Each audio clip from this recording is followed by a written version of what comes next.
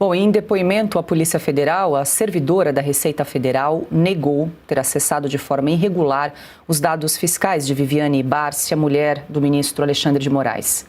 Ruth Machado afirmou que atendia presencialmente um contribuinte numa agência no Guarujá, em São Paulo, no momento em que o acesso teria sido registrado pelos sistemas. Segundo a Receita, foram consultados dados como CPF, nome da mãe, data de nascimento e informações eleitorais da advogada. A servidora nega ter realizado a consulta e diz que apresentou provas de que estava em atendimento presencial no horário indicado. Ela também afirmou que nunca compartilhou sua senha de acesso ao sistema. O depoimento à Polícia Federal durou cerca de 40 minutos.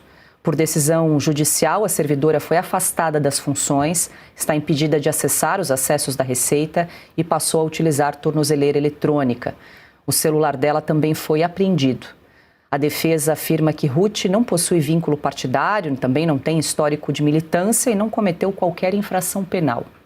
Os outros 3 servidores da Receita também são investigados por suspeita de vazamento de dados de autoridades. Marcília, a gente lembra que essa servidora foi ouvida já na terça-feira, no dia que acordou, na terça-feira de carnaval, com a Polícia Federal na sua casa, nessa operação determinada pelo ministro Alexandre de Moraes. Isso me lembra o caso do Felipe Martins, né? Porque ela disse que teria provas de que, no momento em que ela está sendo acusada de acessar os dados da mulher do ministro Moraes, ela estava em atendimento presencial na cidade do Guarujá, no litoral de São Paulo. Ainda assim, ela está com todas essas restrições de liberdade, está vivendo um regime semiaberto, porque está usando tornozeleira, precisa se recolher, né, a casa à noite, está sem passaporte, está sem poder trabalhar, sem inclusive receber o seu salário.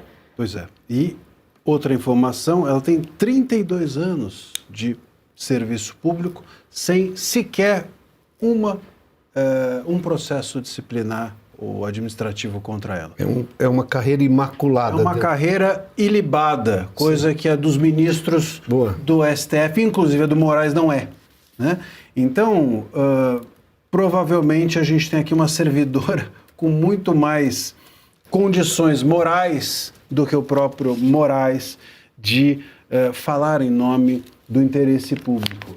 Veja, a questão é a seguinte, essa servidora tem um álibi, portanto, né? Vamos resumir a história toda. Ela estava fazendo outra coisa quando esses dados foram acessados e durante o depoimento à Polícia Federal, ela disse isso. Olha, basta você olhar o horário dos dados. Eu estava presencialmente em outro lugar. Como é que eu posso ter acessado? Marcília, posso fazer uma pergunta? Numa audiência de custódia, no juízo correto, já teria sido liberado. Claro, que exato. Apresentou um álibi. Quer dizer, parece óbvio que não houve uma imensa precipitação. Eles determinaram a prisão dela, tornozeleira, ela foi mandada embora, saiu do serviço, teve o seu nome exposto. É bom isso ficar sempre na nossa memória. O nome exposto no site oficial do Supremo, não é o Instagram do Moraes, é no site oficial do Supremo. E aí isso casa com o que o Augusto estava muito bem dizendo. Cadê os demais ministros para impedir que o Moraes faça do STF o seu quintal? Porque hoje é isso que o STF se tornou, o quintalzinho para o Moraes brincar de casinha, brincar de jogar bola com a cabeça dos outros e assim por diante. Né? Então, essa pessoa tem um álibi, esse álibi não foi consultado, ela não foi antes ouvida, esses dados não foram checados e foi presa, tornozeleira, mandada embora, sai do emprego, etc. E aí, na primeira oportunidade, eu estava em outro lugar.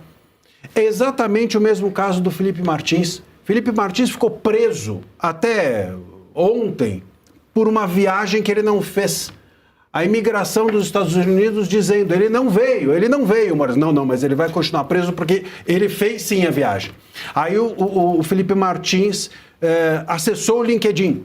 Acessou a rede social LinkedIn, diz o Moraes. Aí vem a defesa do Felipe Martins e apresenta, olha, tá aqui o relatório do LinkedIn, do próprio LinkedIn, dizendo ele não acessou. Não, mas esse documento, aí vem o Gonei e fala, não, esse documento não é idôneo. Bom, se não é idôneo o documento da própria empresa, então o que é idôneo?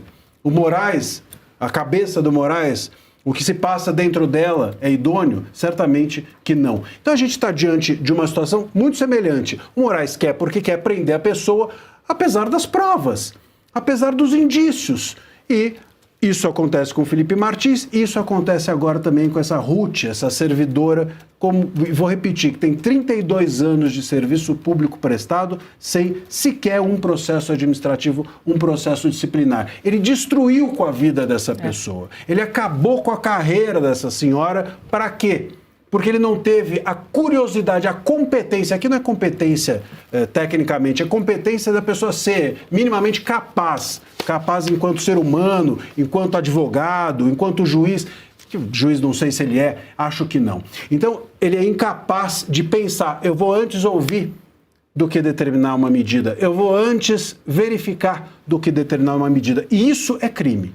O que o Moraes faz ou fez com essas precipitações pode ser o Estado vai indenizar, mas é um erro grosseiro. E como é um erro grosseiro, o Estado deveria, em ação regressa, punir o Moraes. A LOMAN, a Lei Orgânica da Magistratura, deveria punir o Moraes. Inclusive, ele deveria ser punido penalmente também por abuso de autoridade. Só rapidamente, Paula, para a gente entender, a Lei de Abuso de Autoridade fala, no artigo 27, instaurar a investigação sem indício mínimo, é o caso. No artigo 30, dar início à persecução penal sem justa causa, é o caso. O 28, divulgar a gravação ou informação do nome, por exemplo, sem relação com a prova, expondo a intimidade da pessoa, é o caso. O 38, antecipar culpa à imprensa. O Moraes está gabaritando todos os artigos aqui da Lei de Abuso de Autoridade, e a Lei de Abuso de Autoridade faz com que a pessoa, ou aquele que gabarita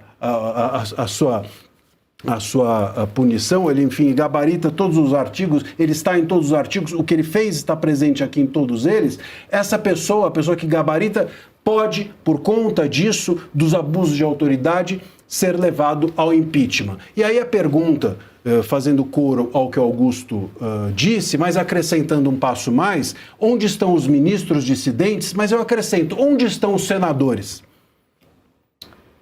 Boa pergunta. Piotr, também quero te ouvir, e tem uma questão que é interessante, curiosa, porque o ministro primeiro prende e depois manda investigar, né? Segundo a Receita Federal, a consulta em relação aos dados da advogada, da mulher do Moraes, foram de CPF, nome da mãe, data de nascimento e informações eleitorais, que em tese não seriam informações sigilosas, e é preciso investigar se foi um acesso motivado, imotivado, enfim, entender em que contexto essas informações foram levantadas. E tem um outro ponto que o Marcília já falou aqui, que o contrato de 129 milhões não é uma informação que teria saído da Receita Federal, que é um contrato privado entre o escritório da Viviane Bart de Moraes e o Banco Master. Essa informação não estaria na Receita Federal. O que poderia estar na Receita Federal é a questão da evolução patrimonial do escritório da mulher dele. Aí sim, seria uma informação que poderia ter saído de lá. Vamos voltar um ponto então, Paula. Quem ficou com os telefones do Vorcar? A Polícia Federal. Onde está o Andrei nesse momento? Está com o Lula. Então o Andrei precisava estar aqui para explicar. Porque os telefones do Vorcar, onde obviamente ele era o cliente, o contratante, ela contratada, bom, está lá. Então, essa informação, se não veio da Receita, tudo indica, né? A evolução patrimonial, sim, pode ser investigada pela Receita, porque o algoritmo da Receita é extremamente competente, diga-se de passagem, e apitar, falou, olha, tem muitos milhões aqui na conta desta pessoa, deste CPF ou do CNPJ, eu preciso saber de onde veio isso aqui, porque não vi alguma declaração explicando esta renda, ou este ganho, para usar uma expressão mais técnica. Vamos lá. Então, isso veio da Polícia Federal. Teria vindo, porque se não veio da Receita, é a Polícia Federal. Ou alguém mais falou. O COAF também. Ou do COAF. Então, mas aí nós estamos falando que a Receita e o COAF falam com quem? Né? A Polícia Federal. A Polícia Federal é um órgão de Estado, mas o Andrei, o delegado-geral da Polícia Federal, foi segurança do Lula. O Supremo não viu nenhum incômodo de proximidade para o Lula nomeá-lo depois chefão da Polícia Federal. O Ramagem não pôde ocupar a Polícia Federal porque o Supremo impediu, aliás, o próprio Alexandre de Moraes. Vamos lá. Agora, pegando esses dados, tecnicamente, o Marcília já expôs aí várias coisas, mas eu vou só um ponto além. Se nós temos aqui, do ponto de vista técnico, eletrônico, que este álibi ofertado pela acusada Eu não tenho como provar o contrário. De fato é isso, que ela estava em outro lugar, ou seja, alguém acessou. E se são só essas informações, nós estamos aqui em busca o quê? De pessoas para serem crucificadas e para proteger o quem mais? Por que essas pessoas? Se eu tenho o álibi dessas pessoas, essas pessoas não podem. Eu vou trazer aqui a investigação de polícia do dia a dia. O delegado vai lá, suspeita de alguém, chama para depor. A pessoa apresenta um álibi. No máximo o delegado fala assim, olha, você só não sai da cidade porque eu posso voltar a falar com você. Mas não pode prender, porque tem um álibi, não tem um mandado justo de prisão. Não pode, não tem nada ali. Nós estamos falando de coisas mais simples, mas para entender essa coisa. Não, já está preso, já está sem passaporte, já está com tornozeleira. Tornozeleira é uma prisão, porque tem um perímetro para poder atuar e tudo mais, para poder andar.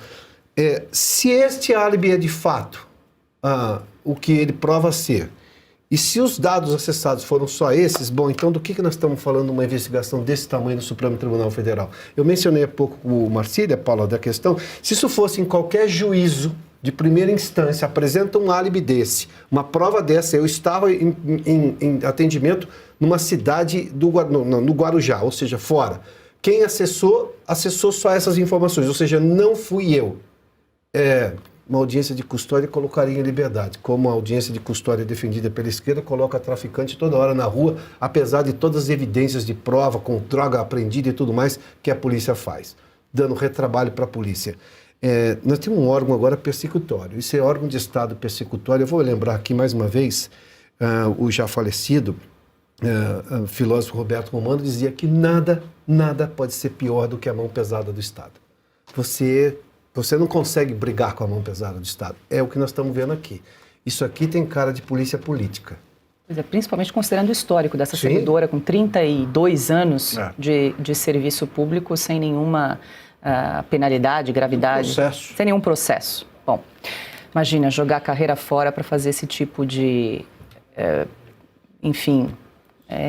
pesquisa, né, na Receita Federal.